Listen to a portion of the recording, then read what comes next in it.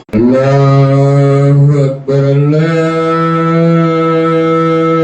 அக்பர் அல்லாஹு அக்பர் அல்லாஹு அக்பர் அஷ்ஹது அன் லா இலாஹ இல்லல்லாஹ் அஷ்ஹது அன் லா இலாஹ இல்லல்லாஹ் அஷ்ஹது அன்ன முஹம்மதர் ரசூலுல்லாஹ் அஷ்ஹது அன்ன முஹம்மதர் ரசூலுல்லாஹ்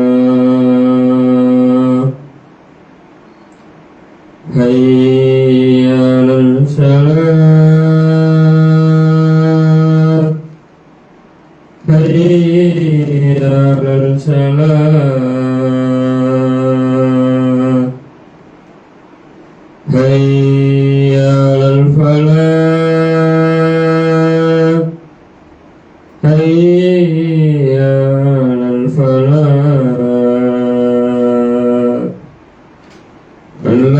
அல்லாஹு அக்பர் அல்லாஹு அக்பர் லா இலாஹ இல்லல்லாஹ்.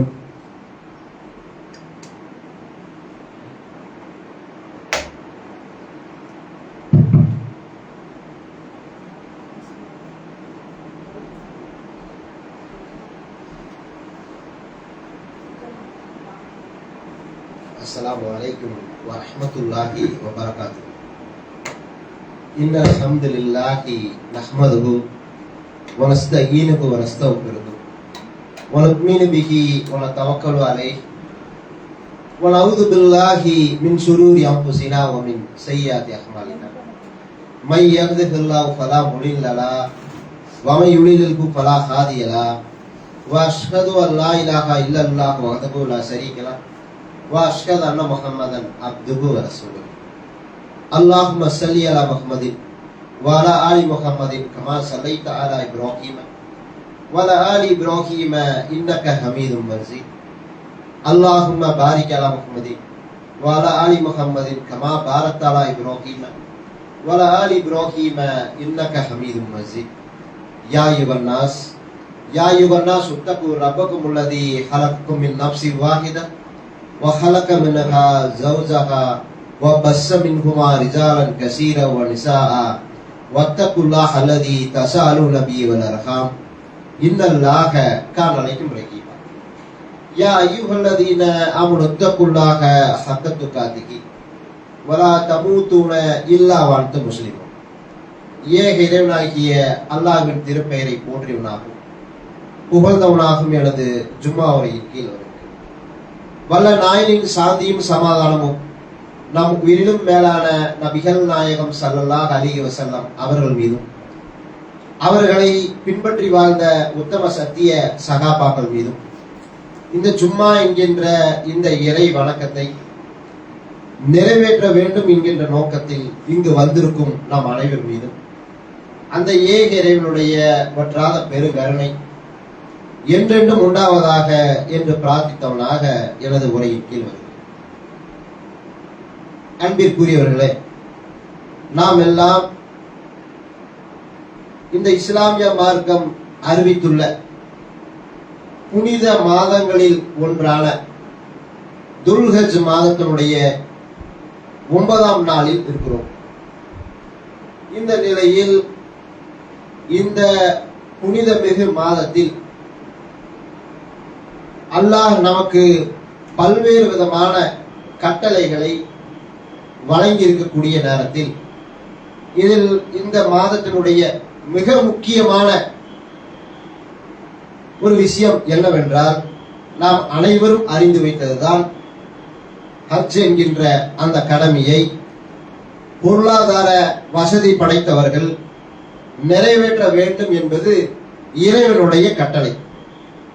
இந்த நிலையில் அல்லாஹ் திருமறை குர்ஆனில் சொல்லுகிறான், அல்லாஹ்விற்காக நீங்கள் ஹஜ்ஜையும் உம்ராவையும் முழுமைப்படுத்துங்கள் என்று அல்லாஹ் திருமறை குர்ஆனில் குறிப்பிடுகிறார். அதற்கு அடுத்து வரக்கூடிய அந்த வசனங்களில் அல்லாஹ் சொல்லுகிறான், ஹஜ்ஜுக்குரிய காலங்கள் தெரிந்த மாதங்களாக உங்களுக்கே தெரியும் அது எப்பன்னு. அதே நேரத்தில் அந்த ஹஜ்ஜை தன் மீது விதியாக்கி கொண்டவர்கள் ஹஜ்ஜின் போது இல்லறத்தை மேற்கொள்வதோ குற்றம் செய்வதோ விதானவாதத்தில் ஈடுபடுவதோ செய்யக்கூடாது என்று அல்லாஹ் கட்டளையிடுகிறார். இன்னும் எந்த அளவுக்கு சொல்லுகிறான் என்று சொன்னால், நீங்கள் எந்த நன்மை செய்தாலும் அதை அல்லாஹ் அறிகிறான். இன்னும் ஹஜ்ஜுக்கு தேவையானதை திரட்டிக் கொள்ளுங்கள், திரட்டிக் கொள்வதில் மிக முக்கியமான ஒன்று உள்ளது என்று அல்லாஹ் சொல்றான். இன்றைக்கு நாம பார்க்கிறோம், ஹஜ்ஜுக்கு செல்லக்கூடியவர்கள் என்னென்ன செய்வாங்க? கவர்மெண்ட் மொழி அந்த கோட்டாவில் போகக்கூடியவர்களா இருந்தால் அவர்களுக்கு தேவையான உணவிலிருந்து, அரிசியிலிருந்து, பருப்பிலிருந்து எல்லா வகையான பொருட்களையும் எடுத்து சொல்லணும், துணிமணியிலிருந்து. இதே இந்த மாதிரி விஐபி அல்லது ஒரு குறிப்பிட்ட அளவுக்கு மேல பொருளாதாரத்தை வழங்கி நாம அதன் மூலியமா பிரைவேட்ல போறோம்னு சொன்னா அந்த மாதிரி பெரிதான விஷயங்கள் இல்லை. நமக்கு தேவையான துணிகள் எடுத்தா போதும். நம்மளுடைய அந்த உணவுக்கு தேவையான பிரச்சனைகள்லாம் அங்க வராது, எல்லாமே அவனை ஃப்ரீயா கொடுத்துரும். அப்ப அல்லாஹ் சொல்லுகிறான், ஹஜ்ஜுக்கு தேவையானதை எல்லாம் திரட்டிக்கிங்க. ஆனால் மிக முக்கியமான ஒன்றை அல்லாஹ் சொல்லுகிறான், என்ன தெரியுமா? நீங்கள் திரட்ட வேண்டிய மிக முக்கியமானது இறை அச்சம் என்று அல்லாஹ் சொல்லுகிறான். ஹஜ்ஜுக்கு தேவையான திரட்டிக்க, ஆனால் எது தெரியுமா முக்கியம்? இறை அச்சம் தான் முக்கியம் என்று அல்லாஹ் சொல்லுகிறான். அப்ப அல்லாஹ் இந்த இடத்தில் இறை அச்சம் தான் முக்கியம் என்று சொல்லுவதில் நன்கு யோசிச்சு பாருங்க. இன்னும் அல்லாஹ் சொல்றான், நீங்கள் திரட்டிக் கொள்வதில் சிறந்தது இறை அச்சமே, அதே நேரத்தில் அறிவுடையோரை என்னை நீங்கள் அஞ்சுங்கள் என்று அல்லாஹ் சொல்றான். இன்னைக்கு பார்க்கிறோம், இந்த ஹஜ் என்கின்ற இந்த கிரியை பற்றி அல்லாஹ் திருமலை குர்ஆனில் இப்படி சொல்லுகிறார், இறை அச்சத்தோடு செய்யுங்க. நபிகள் நாயகம் ஸல்லல்லாஹு அலைஹி வஸல்லம் சொல்லுகிறார்கள், இந்த ஹஜ் என்கின்ற இந்த கிரியை, இந்த ஒரு அமலை அல்லாஹ்விற்காக நாம் செய்தால் மற்ற அமல்கள் எல்லாம் நாம பார்க்கிறோம். எத்தனையோ விதமான அமல், தொழுகிறோம், நோன்பு வைக்கிறோம், இன்னபிற பொருளாதாரத்தை தான தர்மம் செய்கிறோம், இப்படி எத்தனையோ வகையான அமல்களை நாம் செய்கிறோம். அதற்குண்டான கூலி அல்லாஹ்விடத்தில் இருக்கிறது. ஆனால் இந்த ஹஜ்ஜுக்கு அல்லாஹ் எப்படிப்பட்ட பிரத்யோகமான வார்த்தையை பயன்படுத்துறான்னு பாருங்க. நபிகள் நாயகம் ஸல்லல்லாஹு அலைஹி வஸல்லம் சொல்லுகிறார்கள், ஹஜ்ஜை மட்டும் ஒரு மனிதர் சரியாக மேற்கொண்டு அங்கு இருக்கக்கூடிய அத்தனை வகையான கிரிகைகளையும் செய்ய வேண்டிய அத்தனை வகையான அந்த விதிகளையும் சட்டங்களையும் செய்து முடித்தால் அவர் அன்று பிறந்த குழந்தை என்று சொன்னார்கள். அன்று பிறந்த குழந்தைனா பாவமே அறியாத ஒரு நபர் என்று ரசூலுல்லாஹ் ஒப்பிட்டு சொல்றாங்க. அப்ப சிந்திச்சு பாருங்க, இந்த உலகத்தில் நாம் எத்தனையோ வகையான பாவங்களுக்கு சொந்தக்காரர்களாக இருப்போம். ஆனால் இந்த ஹஜ் என்கின்ற அந்த கடமையை நிறைவேற்றினால் நபிகள் நாயகம் ஸல்லல்லாஹு அலைஹி வஸல்லம் சொல்லுகிறார்கள், நீங்கள் அனைத்து வகையான பாவங்களும் மன்னிக்கப்பட்டவர். சிந்திச்சு பாருங்க, எவ்வளவு பெரிய ஒரு அமல். உலகத்தில் அல்லாஹ் ஒட்டுமொத்த பாவங்கள் மன்னிக்கப்பட்டது என்று சொல்லக்கூடிய விஷயத்தில் இது தலையாய் நிற்கிறத பார்க்கிறோமா இல்லையா? ஜிகாத்தை பற்றி அல்லாஹ் சொல்லுகிறார். நபிகள் நாயகம் ஸல்லல்லாஹு அலைஹி வஸல்லம் சொல்லுகிறார்கள், அந்த மனிதர் அல்லாஹ்வுடைய பாதையில் உயிர் துறந்திருந்தால் அவருடைய ரத்தம் கீழே சுட்டுவதற்குள் அவருடைய அத்துணை பாவங்களும் மன்னிக்கப்படும் என்று நாம பார்க்கிறோம். அதே நேரத்தில் இந்த ஹஜ்ஜனுடைய விஷயம் என்ன சொல்லுது? அல்லாஹ்விற்காக இந்த அமலை செய்தால் நம்மளுடைய ஒட்டுமொத்த பாவத்தையும் அல்லாஹ் மன்னிக்கிறாங்க. எவ்வளவு பெரிய ஒரு அமல், எவ்வளவு தூரம் கவனம் செலுத்தணும்.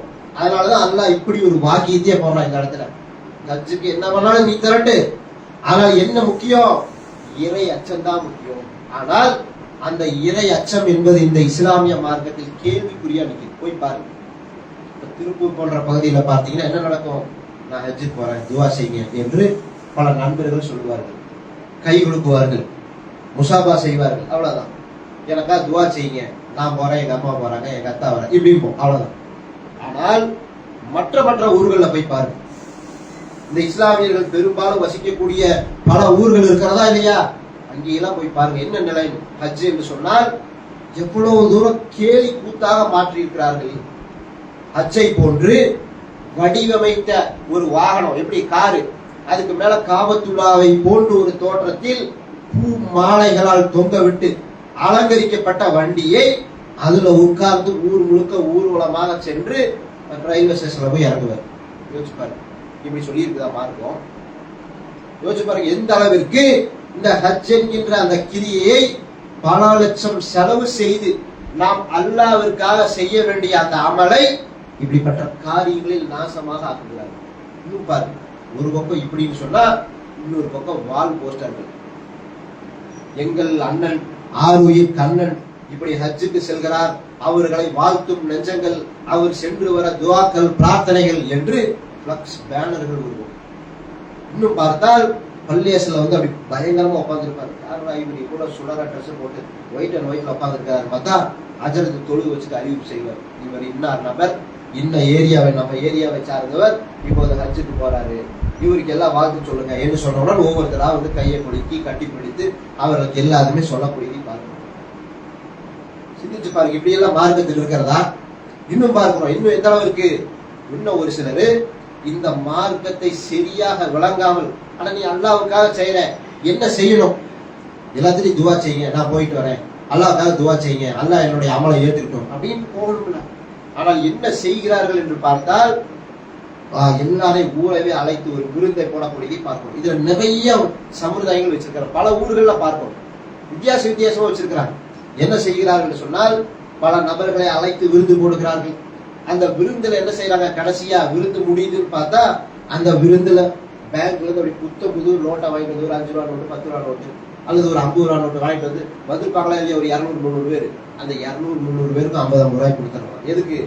ஒரு காலத்துல ஏதாவது ஒரு சூழ்நிலையில மட்டும் நான் கடன் வாங்கி இருப்பேன், அதை கொடுக்காம நான் ஹஜ்ஜுக்கு போய் மோத்தா போயிட்டேன்னா அல்லாஹ் என் பாவத்தை ஏத்துக்க மாட்டான்ல, அதனால் இதுக்காக அல்லாஹ் தண்டனை கொடுத்துருவான்ல, அதனால எல்லாத்துக்குமே தலைக்கு 50.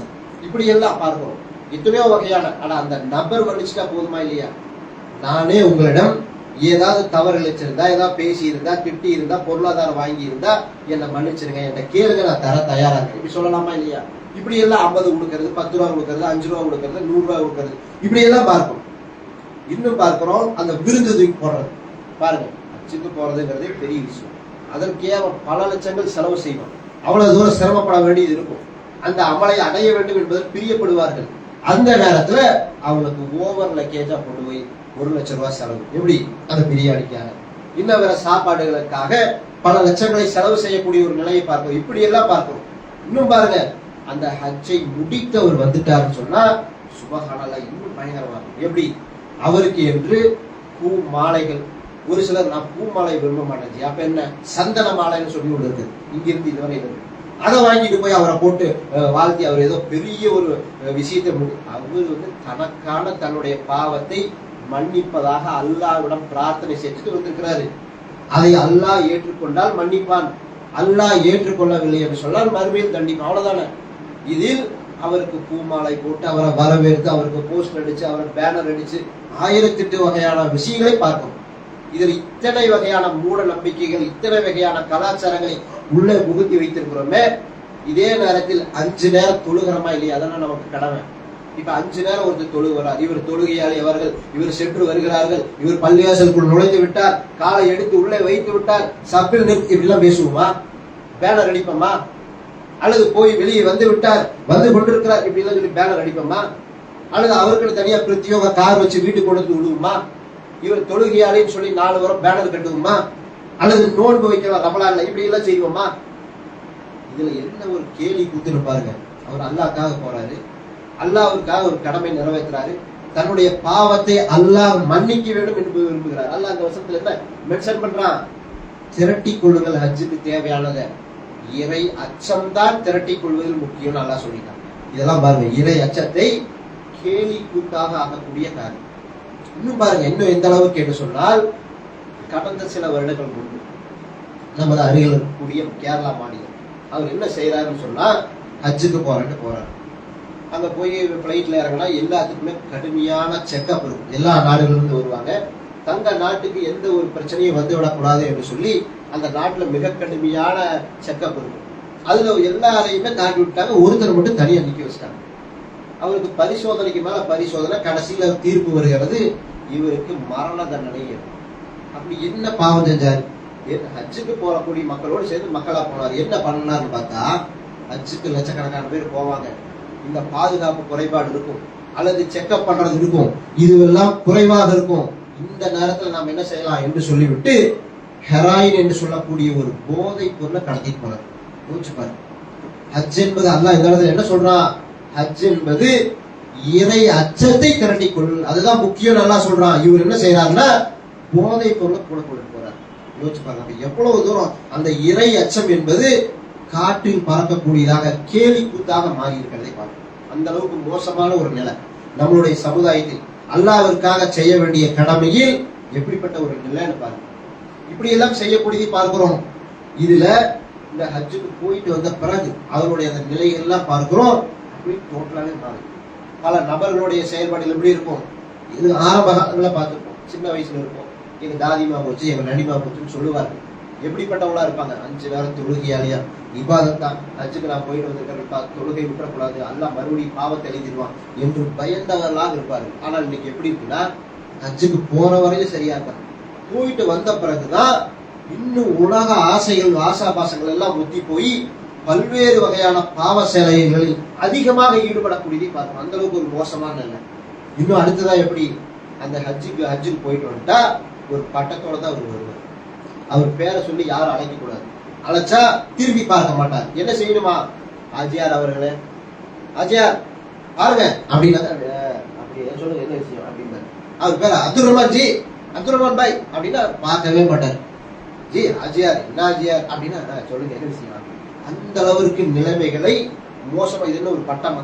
நீ பிஏ பிஎல் படிச்சிருக்கிற, அப்படி படிச்சிருந்தாலும் அப்துல் ரஹ்மான் பிஏ பிஎல் தான் திரும்பி பார்ப்போம். அசிங்கமா இல்ல? ஆனா பார்க்கிறோம் இதையெல்லாம் ஒரு கலாச்சாரமே வைத்திருக்கிறார்கள். அவருடைய பேர்ல ஏதாவது ஒரு நோட்டீஸ்ல போடணும் அல்லது ஒரு பேனர்ல அடிக்கணும், ஹாஜி அவர்கள். இப்படி எல்லாம் தேவையா? இஸ்லாத்துல எங்கேயாவது இருக்கிறதா? அனுமதி இருக்குதா? இப்படி நாம் ஒரு கடமையை செய்து விட்டால் அந்த கடமையை நம் பேரோடு இணைத்துக் கொள்ளக்கூடிய ஒரு நிகழ்வு. நோம்பு வச்சுட்டு இருக்கிறோம் பல வருஷமா, நோன்பாளி சபியுல்லான்னு கொடுக்கறா. யோசிச்சு பாருங்க. அதே நேரத்தில் தொழுகையாளியா இருக்கிறார், தொழுகையாளி நிசார் பாய் போட்டுக்கிறோமா? யோசிச்சு பாருங்க. இப்படி எல்லாம் மார்க்கத்தில் இல்லாத பல்வேறு வகையான மூட பழக்க வழக்கங்கள் எல்லாம் திரட்டி வைத்திருக்கிறோம். ஆனா அல்லாஹ் சொல்றா, அல்லாஹ்வுக்காக நீ செய். எந்த அளவிற்கு அல்லாஹ் சொல்றான்? வத்தகுனி யா உலில் அல்பாப், திரட்டி கொள்வதில் இறை அச்சம்தான் சிறந்தது என்று அல்லாஹ் சொல்லுகிறானே. அந்த இறை அச்சத்தை காற்றில் பறக்க விட்டிருக்கிறோம். சிந்தித்து பாருங்க. நபிகள் நாயகம் ஸல்லல்லாஹு அலைஹி வஸல்லம் அவர்களை அல்லாஹ் திருமறை குர்ஆனில் சொல்லுகிறார், என்னுடைய தூதர் உங்களுக்கு ரோல் மாடல், முன்மாதிரி. அவர்தான் எல்லா வகையான மார்க்க விஷயங்களுக்கும் உங்களுக்கு முன்மாதிரி என்று அத்தியுல்லாஹ வ ரசூல், அத்தியுல்லாஹ வ அத்தியுர் ரசூல் என்று அல்லாஹ் சொல்றான். அல்லாஹ்வுக்கு நீ கட்டுப்படு, அல்லாஹ்வுடைய இந்த தூதருக்கு கட்டுப்படு என்று அல்லாஹ் சொல்றான். அந்த தூதர் ஹஜ் செய்து காட்டுகிறார்கள். சிந்திச்சு பாருங்க. வாழ்நாள்ல ஒரு முறை. எப்படிப்பட்ட ஹஜ்? பெரிய பொருளாதாரம் எல்லாம் பெருமானம் இல்லாத ஒரு குதிரையில், அப்படி அந்த குதிரைக்கு தேவையான அந்த லாடம் எல்லாம் மாட்டி அதெல்லாம் மாட்டி இருக்குது, அதுல போய் நிற்கிறார்கள். அது ஒரு பெரிய ஒரு பொருளாதார வசதி இல்லாத ஒரு நிலை. அந்த இடத்துல அல்லாஹ்விடம் அந்த குதிரையில ஏறணும். அடுத்ததான் ஹஜ்ஜுக்கு புறப்பட போறாங்க. அந்த நேரத்துல இறைவனிடம் கையேந்துகிறார். இறைவா, இந்த உலகத்தில் யாரும் என்னை மெச்சுவதற்காகவோ பேசுவதற்காகவோ துதிப்பதற்காகவோ இந்த கடமை செய்யவில்லை, உனக்காக செய்கிறேன் இறைவா என்று கையேந்தினார்கள் என்று பாருங்க. இன்னைக்கு அந்த நிலை இருக்குதா? யோசிச்சு பாருங்க. அவர் பாராட்டணும், இவர் பாராட்டணும், அங்க போய் போட்டோ எடுக்கணும், அதையும் சமூக வலைதளங்களில் பதிவு செய்யணும். ஆனா நீ போட்டோ எடுத்து வச்சுக்க, உன்னுடைய மெமரிக்கு வச்சுக்க. இந்த வருஷத்துல இந்த தேதியில நான் போனேன், அல்லாஹ்விற்காக செய்த ஒரு அமல், அதை விளம்பரப்படுத்தி அந்த பொருளாதாரங்களையும் சரி அந்த நம்மளையும் சரி நாசக்கேடாக ஆக்கி விடாது. பார்க்கிறோம் சமுதாயம் அந்த அளவிற்கு ஒரு மோசமான நிலையை பார்க்கிறோம். பேரை சொன்னா திரும்பி பார்க்கற இன்னும் இப்படி எல்லாம் பல்வேறு விதமான. ஆனால் நபிகள் நாயகம் சொல்லட்டும், யார் தெரியுமா? இத்தனை தடவை வச்சு போயிட்டு இருக்காரு. இவர் யார் தெரியுமா? வருஷம் போகாம இருப்பாரு. டூரிஸ்ட் விசா வச்சிருக்கிறார் தெரியுமா? 5 தடவை இவர் 7. என்ன நபிகள் நாயகம் ஸல்லல்லாஹு அலைஹி வஸல்லம் அவர்களை முன்மாதிரி நல்லா ஏன் சொல்றான்? ஒரே ஒரு தடவை தான் போனார். அதுக்கு மேல உனக்கு வசதி இருக்குதா? மற்றவங்களை அனுப்பு. மற்றவங்களுக்கு பொருளாதாரத்தை கூடிய எத்தனையோ நபர்கள் நாம் ஹஜ்ஜுக்கு செல்ல மாட்டோமான்னு எங்கி இருக்கிறார்களா இல்லையா? அவர்களிடமிருந்து ஒரு பங்கு உங்களுக்கு நன்மை கிடைக்காதா? எல்லாம் சொல்றாங்கல்ல, நீங்கள் எந்த நன்மை செய்தாலும் சரி, யாருக்கு அதை காட்டி தந்தாலும் சரி, நபிகள் நாயகம் ஸல்லல்லாஹு அலைஹி வஸல்லம் சொல்லுகிறார்கள், ஒரு அமலை ஒருவர் செய்தால் அதை பார்த்து செய்யக்கூடிய அத்துணை நபர்களுக்கும் அதிலிருந்து ஒரு மடங்கு இவருக்கு கூலி செய்ததற்காக. ஒரு பாவத்தை, ஒரு தீமையை ஒருவர் இந்த உலகத்துக்கு காட்டி தந்தால், யாரெல்லாம் அந்த தீமையை இந்த உலகம் அழியும் வரை செய்கிறார்களோ அதிலிருந்து ஒரு பங்கு இந்த தீமையை காட்டி தந்தவருக்கு வரும் என்று சொன்னார். ஆதம் அவர்களுடைய 2 மகன்களில் ஒருவர் கொலை, இன்னொருவரை செய்கிறார். 2 சகோதரர்கள், 2 மகன்கள், ஒரு மகன் இன்னொரு சகோதரனையே கொலை செய்கிறாரு. இந்த உலகத்தில் இந்த இறுதி நாள் வரையிலும் யாரெல்லாம் கொலை செய்கிறார்களோ அவர்களுடைய ஒரு தீங்கு அவருக்கு வந்து யோசிச்சு பாருங்க. நன்மை செய்தாலும் அப்படி பல மடங்கு, தீமை செய்தாலும் அப்படி பல மடங்கு. அப்ப நாம இந்த உலகத்துல யாரையாவது ஹஜ்ஜுக்கு அனுப்பினால், உம்ராவுக்கு அனுப்பினால், அதை பார்த்து யாரெல்லாம் செய்கிறார்களோ அந்த அமலிலிருந்து நமக்கு ஒரு பங்கு வராதா? பார்க்கிறோம். பெருமைக்காக டூரிஸ்ட் விசா வச்சிருக்கிறேன், எப்பவுமே நல்லா நோம்பு மாசத்துல அங்கதான் செய்யணும். யாரு கேட்டாங்க? அப்ப நீ அல்லாவுக்கு செய்யவே இல்லை. பாருங்க, சிந்திச்சு பாருங்க. சொல்லணுங்கிறக்காக தான் சரி, அல்லாவுக்கு செய்திருக்கிறீங்களா? ஆனால் அல்லாஹ் சொல்றான், இதில் திரட்டி கொள்வதில் இறை அச்சம்தான் சிறந்தது. அந்த இறை அச்சமே இல்லையே. அப்படிப்பட்ட கேலி கூத்தாக மாற்றி வைத்திருக்கக்கூடிய ஒரு நிலையை பார்க்கிறோம். ஆனால் நபிகள் நாயகம் ஸல்லல்லாஹு அலைஹி வஸல்லம் அவர்கள் என்ன செய்யறாங்க? ஒரே ஒரு முறைதான் வாழ்நாள் செஞ்சிருக்காங்க. ஹஜ்ஜில் பிறந்த இறை தூதர் மதீனாவிற்கு போய், மக்களை வாழ முடியலங்கிற ஒரு நிலை வருது, மதீனாவுக்கு ஹிஜ்ரத் செய்து போறார்கள். அங்கு ஆட்சி அமைகிறது. அங்கிருந்து ஹஜ்ஜுக்கு ஒரு முறை வந்திருக்கிறார்கள். அவர் நினைச்சா என்ன செய்யலாம்? எத்தனை முறை வந்திருக்கலாம். ஆனால் ஒரு முறை போதுமானது என்று முடிவு செய்கிறார்கள்.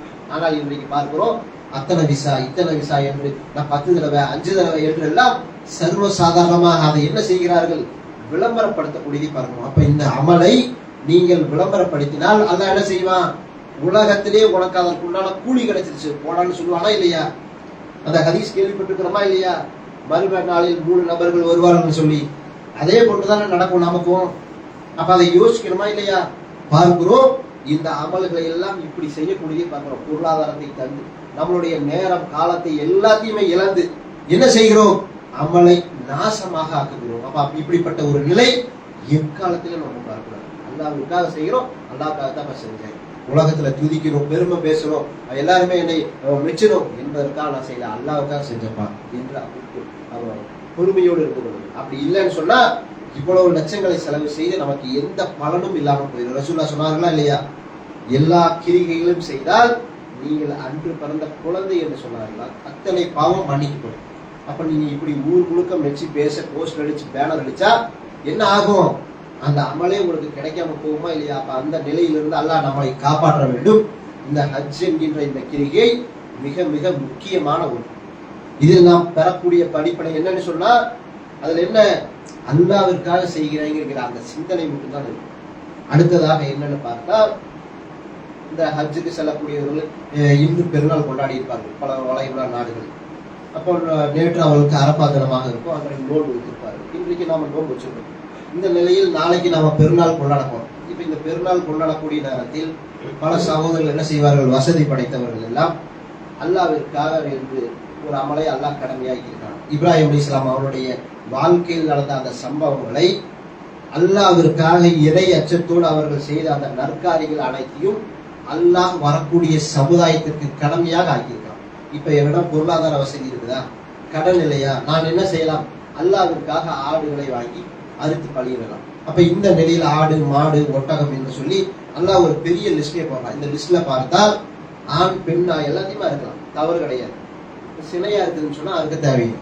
அதனால பார்க்கிறோம், அதுல ஒரு ஃபார்மாலிட்டி வச்சிருக்கிறார்கள். ஆண்லாம் இருக்கக்கூடாது, ஆண் தான் இருக்கணும், பெண் ஆடுலாம் அறுக்கக்கூடாது அப்படின்னு ஒரு ஃபார்மாலிட்டி. இதுலயே பார்க்கிறோம், ஆண்கள் மட்டும்தான் அதை அறுக்க வேண்டும் பலி பிராணிகளை, பெண்கள் அறுக்கக்கூடாதுலாம் பார்க்கிறோம். அப்படிலாம் இல்லை. நபிகள் நாயகம் ஸல்லல்லாஹு அலைஹி வஸல்லம் காலத்திலே பல பெண்கள் ஆடுகளை, மாடுகளை எல்லாம் அறுத்திருக்கிறார்கள். அப்ப இந்த சிந்தனையும் தவறு. அதே மாதிரி அல்லாஹ் 7 வகையான பலி பிராணின்னு சொல்றாங்க. ஆடு, மாடு, ஒட்டகம், அதே நேரத்துல எருமை, இப்படி எல்லாம் சொல்லக்கூடியதுல 7 வகைன்னு சொல்றான். அந்த 7 வகையில ஆணும் இருக்கு, பெண்ணும் இருக்கு. திருமறை குர்ஆன் எடுத்துப்பாரு. அப்ப இந்த நிலையில இந்த வகையான அல்லாஹ்விற்காக செய்யக்கூடிய இந்த அமல்ல பார்க்கிறோம் என்ன செய்கிறார்கள் என்று சொன்னால், ஒரு 20,000 30,000 ஒரு கிடாவை வாங்கி வைத்துவிட்டு என்ன சொல்கிறார்கள்? அவனோட எனக்கு தான், என்னோட தான் பெருசு, இவனோட நம்மளுக்கு தான் பெருசு, இந்த வீதியிலேயே நம்மளுக்கு தான் பெருசு, இந்த ஏரியாலேயே நம்மளுக்கு, இப்படி எல்லாம் இஸ்லாமிய மார்க்கம் காட்டி தரல. நபிகள் நாயகம் ஸல்லல்லாஹு அலைஹி வஸல்லம் அவர்கள் பல்வேறு விதமான குர்பானி அறுத்தார்கள். மாடு, ஒட்டகம் எல்லாமே அறுத்துக்கிறாங்க. தன்னுடைய கையாலே அறுத்தார்கள். கிட்டத்தட்ட ஒரு சில நேரங்களில் 100 ஒட்டகங்களை நிறுத்தி அந்த 100 ஒட்டகங்களையும் தன்னுடைய கையால் அறுக்கிறாங்க. அதுல குறிப்பிட்டு ஒரு 65 67 இருக்கும்போது அதற்கு மேல வேண்டாம்னு சொல்லி சகாபாக்கள் கையில கொடுக்குறாங்க. கத்தி பார்க்கிறோம் ஹதீஸ். அப்ப அந்த அளவிற்கு நபிகள் நாயகம் ஸல்லல்லாஹு அலைஹி வஸல்லம் அவர்கள் அதை செய்திருக்கிறார்கள். நாமும் செய்யலாம், தவறு கிடையாது. ஆனால் ஒரு சிலர் என்ன செய்கிறார்கள், சகாபாக்களை பேசிக்கிறாங்க. பிற்காலத்துல ரசூலுல்லாஹ் என்ன செய்யறாங்க, ஒரு கொம்புள்ள கிடாயை வாங்கி தனது கரத்தால் அறுத்தார்கள். அப்படி அறுக்கும்போது என்ன சொல்றாங்க, இறைவா என்னிடமிருந்தும் இந்த முகமதிடமிருந்தும் இந்த முகமதுடைய குடும்பத்தாரிடமிருந்தும் இந்த சமுதாயத்திடமிருந்தும் ஏற்றுக்கொள் என்று சொல்லி பிரார்த்தனை செய்து அறுத்தார்கள் நம்ம பார்க்கிறோம். ஆனா இன்னைக்கு எப்படி இருக்குது அப்படின்னு சொன்னா, அத்தாவுக்காக இருக்கிறேன், அம்மாவுக்காக இருக்கிறேன், தாதிக்காக இருக்கிறேன், இப்படி எல்லாம் சொல்லக்கூடிய குடும்பம்னா எல்லாமே வந்துடும், வேலை முடிஞ்சது. அதே நேரத்துல நேர்ச்சை என்கின்ற மாதிரி எல்லாம் செய்யக்கூடிய பார்க்கிறோம். அல்லாஹ்வுக்காக தான் செய்யும், அல்லாஹ்வுக்காக மட்டும் தான் இருக்கும். அதே நேரத்தில் அந்த பெருமைகள்லாம் வந்துடக்கூடாது. ஆனால் பார்க்கிறோம் சகாபாக்களை பிற்காலத்துல பேசுறாங்க. ஒரு காலத்துல எல்லாம் ஒரு குடும்பத்திற்கு ஒரு ஆடு தான் இருப்பாங்க. இன்னைக்கு பார்த்தா 2, 3, 4 பெருகி இருக்கக்கூடிய பார்க்கிறோம். இதையெல்லாம் எதற்காக செய்கிறார்கள் சொன்னால் பெருமைக்காகவே செய்கிறார்கள் என்று பார்க்கிறோம். அப்போ பெருமைக்காக ஒரு அமலை நாம் செய்தால் அது 30,000 இருக்கட்டும், 50,000 இருக்கட்டும், அது மதுரையா இருக்கட்டும், வாடிப்பட்டியா இருக்கட்டும், எங்கிருந்து வேணா நீ குடிச்சிட்டு வா, நன்மை என்ன கிடைக்கும் யோசிச்சு பாருங்க. அவ்வளவு தூரம் நம்ம கஷ்டப்பட்டுட்டோம், அதுக்காக ஒருத்தருக்கு என்ன கிடைக்கும், கூலி கிடைக்காது. அதே மாதிரி நமக்கும் கூலி கிடைக்காம போச்சுன்னா, ஆனால் பார்க்கிறோம் அந்த இடத்துல இந்த பெருமையை பார்க்கிறோம். நம்ம எவ்வளவு தெரியுமா வந்துச்சு, 40 கிலோ வந்துச்சு, உங்களுக்கு எவ்வளவு வந்துச்சு, 30 கிலோ வந்துச்சு, எனது 20 கிலோ, நான் 10 நாள்லயே வாங்கிட்டேன், நான் 5 நாள்லயே இதெல்லாம் ஏன் பேசுறீங்க? தேவை, யாராவது கேட்கறாங்க எப்ப வாங்கினீங்க அப்படின்னா தகவல் சொல்லலாம். சும்மாவே சொல்றதை பார்க்கிறோம். நம்ம அங்க உடிச்சிட்டோம், இங்க வாங்கிட்டோம், அப்படி செஞ்சுட்டோம், இப்படி செஞ்சுட்டோம், அவ்வளவு பயங்கரமா இருக்குது, பக்கத்துல யாரும் போக முடியாது, நெருங்க முடியாது, இப்படி எல்லாம் அது சம்பந்தமான ஏராளமான விஷயங்களை பேசணும். இது எதுக்காக பேசுறோம்னு தெரியல. அல்லாஹ் தான் உள்ளத்தை பார்க்கிறார். ரசூலுல்லாஹ் சொல்றாங்க, அல்லாஹ் மனிதனுடைய தோற்றங்களையும் அவங்க பார்க்கறாங்க. பயங்கரமா ஜிம்முக்கு போயிட்டு வந்து ஆம்ஸ் கட்ஸ் எல்லாம் பயங்கரமா இருக்கும் போல, அதெல்லாம் அல்லாஹ் பார்க்கல.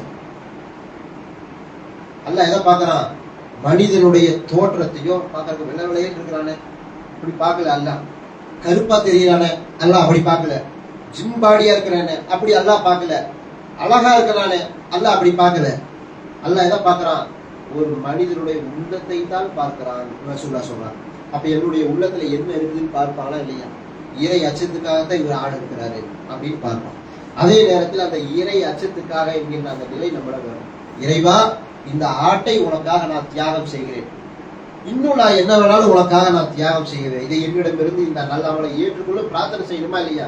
ஆனால் பார்க்கிறோம் பெரும்பாலும் என்ன செய்கிறார்கள், அந்த பெருமையோடு செய்யக்கூடிய ஒரு நிகழ்வு பார்க்கிறோம். அது இருந்தால் நிச்சயமாக அல்லாஹ்விடம் இந்த அமல் ஏற்றுக்கொள்ளப்படும், மனசில் வச்சிருக்க. அதே நேரத்தில் நிறைய நபர்கள் இவரு ஆடு இருப்பார், அவரு ஆடு இருப்பார், எங்க பார்த்தாலும் ஆடு இருப்பாங்க, எல்லாம் அவங்க சொந்த பந்தத்துல எல்லாம் ஆடு இருப்பாங்க. பார்த்தா அவர் கொடுத்த 1 கிலோ நம்ம பிரிட்ஜில் இருக்கும், நாம கொடுத்த 1 கிலோ அவரு பிரிட்ஜில் இருக்கும். இப்படி எல்லாம் பிரிட்ஜு வலிஞ்சு நிறைஞ்சு ஏப்பா கொடுத்து விடாதீங்கப்பா அப்படின்னு போன் பண்ற நிலைமை இருக்கும். ஆனா பார்க்கிறோம் சுற்றிலும் இருக்கக்கூடிய ஏழைகளுக்கு ஒரு துண்டு கூட போயிருக்காங்க. வச்சுப்பாங்க. கடந்த சில வருடங்களுக்கு முன்பு ஒரு கம்பெனியில வேலை செஞ்சுட்டு இருக்கேன். கிட்டத்தட்ட அங்க ஒரு 40-50 பேர் வேலை செய்யறோம். அந்த பகுதியில 4 வேலை செய்யறோம். ஒரு பிரான்ச்ல நான் இருக்கிறேன். என்னோட சேர்ந்து ஒரு 3-4 பேர் பணி செய்யறாங்க. ஆண்கள் பெண்கள் எல்லாம் வேலை செஞ்சுட்டு இருக்கோம். கிட்டத்தட்ட கண் முன்னால் பார்க்கிறோம் ஒரு 4-5 ஆடு கட்டியிருக்கு. அவங்க குர்பானும் கொடுத்துட்டாங்க, எல்லாம் முடிஞ்சது. அதற்கு பிறகு லீவ் எல்லாம் முடிஞ்சு வேலைக்காக போனோம். அடுத்த ஒரு வாரத்துல வேலைக்கு போயாச்சு. ஒரு இடத்துல எல்லாம் வேலைக்கு வந்து 2-3 நாள். அங்கு வேலை செய்யக்கூடிய ஒரு பெண்மணி சொல்றாங்க, என்னங்க இது, இவங்கெல்லாம் ஆடு எடுத்து எதுக்குமே ஆகுது. எதுக்காக இதை சொல்றேன்னா, அவங்க யார் என்னங்கிறது தகவல் தேவையில்லை. எதுக்காகனா நான் புரிந்து கொள்ளணும் மனிதனுடைய நிலை எப்படி இருக்குது. அந்த பெண்மணி சொல்கிறார்கள், என்னங்க இவங்கெல்லாம் ஆடு எடுத்து நன்மை சம்பாதிச்சாங்க, ஒரு துண்டு கூட நமக்கு தெரியல.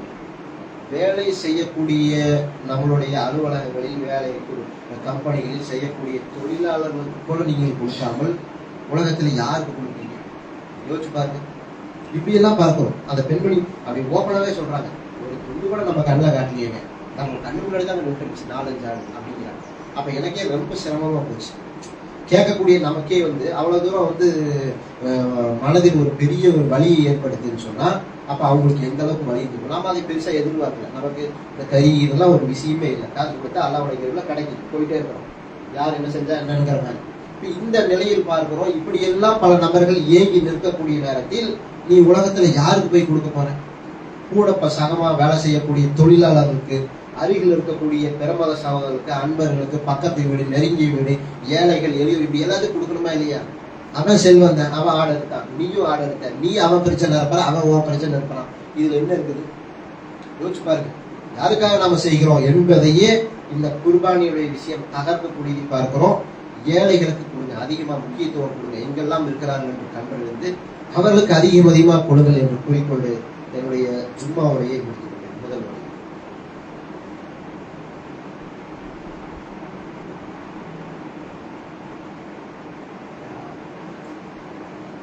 முதல் முறையில ஹஜ் சம்பந்தமான ஒரு சில செய்திகளை பார்த்தோம். இன்னும் இது சம்பந்தமான ஏராளமான செய்திகள் இருக்கிறது. அப்ப இந்த நிலையில் நாளை பெருநாளை எதிர்நோக்கி இருக்கிறோம். இந்த அடிப்படையில் பல்வேறு விதமான நபிமொழிகள் நமக்கு முன்வந்து நிற்கிறது. அந்த அதிகாலை நேரத்தில் அந்த ஹஜ் பெருநாளுடைய பெருநாள் தொழுகைக்காக விரைவாக செல்ல வேண்டும். ஒரு வழியில் சென்று விட்டு மறுவழியில் வர வேண்டும். இந்த ஹஜ் பெருநாள் அன்று உணவு சாப்பிடாமல் தான் வரணும். இப்படியெல்லாம் ஏகப்பட்ட கடமைகளை நபிகள் நாயகம் ஸல்லல்லாஹு அலைஹி வஸல்லம் அவர்கள் நமக்கு வலியுறுத்தி இருக்கிறார். அதையெல்லாம் ஒவ்வொருவரும் பின்பற்றணும். ஏன்னா நம்ம எத்தனையோ காலங்களில் என்னமோ செய்வோம். ஒரு பகுதியிலே போகும், ஒரு பகுதியிலே வருவோம். 1008 வகையான அலுவல்கள் இருக்கும். அப்ப இந்த ஒரு நாளில் ஒரு மாற்றமா போகும். நம்மளுடைய மனதில் ஒரு மாற்றம் ஏற்படணும். இது பெருநாள் என்பதை உணர்த்தணும்னு கூட நபிகள் நாயகம் ஸல்லல்லாஹு அலைஹி வஸல்லம் சொல்லியிருக்கலாம். நமக்கு அது புரியல, எப்படி எதற்காக சொன்னாங்க. அது அல்லாஹ்வுக்கும் இறை தூதருக்கும் தான் தெரியும். ஆனா நமக்கு தோணும் போது மனுஷனுடைய ஒரு ரெப்ரசன்ட் இருக்கும். தொடர்ந்து ஒரே வேலையை செய்யும் போது மனுஷனுக்கு அழுப்பு போகும். பார்த்துக்கிறீங்களா? ஒரே வீடு, ஒரே அலுவல், ஒரே வேலை அப்படிங்கும்போது அழுப்பு. அதே திடீர்னு ஒரு புது வேலையை செய்யும் போது ஒரு புதுசா ஒரு உத்வேகம் பிறக்கும். அப்ப அதற்காக கூட ரசூலுல்லாஹ் சொல்லியிருக்கிறாங்க, பெருநாள் தொழுகைக்கு போறையா, இந்த வழியில் போயிட்டு மேல வழியில் வா, ஒரு வித்தியாசமா இருக்கும். அன்றைய தினத்துக்கு என்று ஒரு புது ஆடை, அது ஒரு வித்தியாசமா இருக்கும். அன்றைய தினத்துக்கு நறுமணம், அன்றைய தினத்துக்கு சாப்பிடாம வா, இப்படி எல்லாம் சொல்லும் போது ஒரு வித்தியாசமா இருக்குதா இல்லையா? அப்ப இதுவெல்லாம் அந்த பெருநாளையும் அல்லாஹ்வை நினைவுபடுத்த வேண்டும் என்பதற்காக. அதே நேரத்தில் அந்த பெருநாள் தினத்தில் அதிகமாக நீங்கள் அல்லாஹ்வை பெருமைப்படுத்துங்கள் என்று அல்லாஹ் திருமறை குர்ஆனில் குறிப்பிடுகிறான். அதனால் அதிகமாக அல்லாஹ்வை பெருமைப்படுத்துவதாக, அந்த தினத்தில் அதிகமாக நாம் நன்மைகள் செய்யக்கூடியவர்களாக, தான தர்மங்கள் செய்யக்கூடியவர்களாக நாம் ஒவ்வொருவரும் மாற வேண்டும் என்று கேட்டுக்கொண்டு என்னுடைய ஜும்மாவுடைய முடித்துக் கொள்கிறேன். வாகிரதமான அல்ஹம்துலில்லாஹ்.